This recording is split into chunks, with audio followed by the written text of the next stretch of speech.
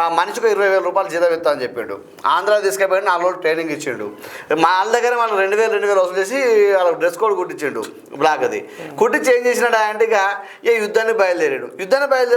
రామరాజ్యం పేరు అంటే ఏమైనా హిందువులో జరిగిన అన్యాయాల పైన లేకపోతే ఇంకో దాని మీద చేయాలి, కానీ వసూల పర్వం లేపి ఈ పంచాయతీ మొదలు పెడతా ఉన్నాడు. అన్న ఎట్లున్నదంటే అన్న, దేవుళ్ళ పేరు చెప్పి ఏ మతమైనా కానీ దేవుళ్ళ పేరు చెప్పి ఇలాంటి మోసపూర్తి కార్యక్రమం, ఇలాంటి అరాచకమైన కార్యక్రమం చేయదు.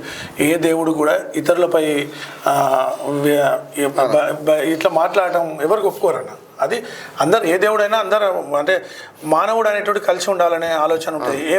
ఏ పుస్తకంలో కానీ ఇతరులపై దాడి చేయమని ఎవరు అనలే, ఇతరులకు మోసం చేయమని ఎవరు అనలే, ఏ మతం అనలే. ఇది భారతదేశం అన్న, అన్ని మతాలకు అది ఉన్నది.